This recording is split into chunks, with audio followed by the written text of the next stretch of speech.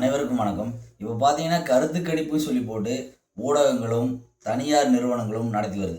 அதில் அனைத்து இந்திய அண்ணா திராவிட முன்னேற்றக் கழகத்துக்கு சாதகமாக ஊடகங்கள் கருத்து கணிப்பு வருது. அனைத்து இந்திய அண்ணா திராவிட முன்னேற்றக் கழகம் வெற்றி பெறும், எடப்பாடியார் ஆட்சி அமையும்னு சொல்றாங்க. கண்டிப்பா அதில் மாற்று கருத்து இல்லை. ஆனால் உழைக்க வேண்டியவர்கள் சோர்ந்து விடக்கூடாது. உற்சாகத்தில் சோர்வு இது. ஏன்னா நீங்க கேட்டீங்கன்னா, இப்ப என்னன்னா அவங்க ஒரு கருத்து கணிப்பு எடுக்குறாங்க. அந்த கருத்து கணிப்புல வந்து நமக்கு 1% ஓட்டு அதிகமா இருக்கு அப்படின்னா, திமுகவோட வேலை என்ன தெரியுங்களா?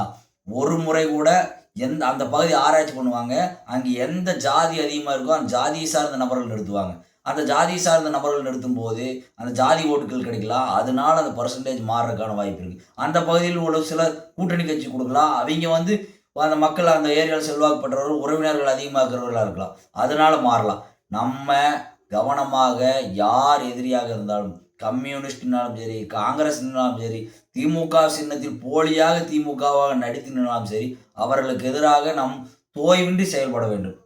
இது வந்து என்னோட வேண்டுகோள் தான். ஏன்னா நான் உங்களை விட களப்பணியில் சிறியவனாக இருக்கலாம். களப்பணியில் நீங்கள் சிறந்தவர்களாக இருக்கலாம். உங்களுக்கு தெரியும் ஒவ்வொரு அனைத்து இந்திய அண்ணா திராவிட முன்னேற்ற கழகத்து தொண்டனுக்கும் தெரியும். தேசிய ஜனநாயக கூட்டணியில் இருக்கிற அனைத்து கூட்டணி கட்சிக்காருக்கும் தெரியும். இந்த கருத்து கணிப்பு வச்சு நம்மளோட பணிகள நம்ம முடக்கி விடக்கூடாது.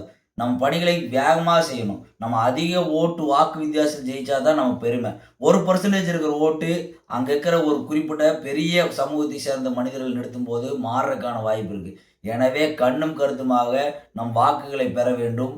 அனைத்து தொகுதியிலும் அனைத்து இந்திய அண்ணா திராவிட முன்னேற்றக் கழகம் வெற்றி பெற வேண்டும் என்பதை அன்பான வேண்டுகோளாக கேட்டு விடைபெறுகிறேன். நன்றி, வணக்கம்.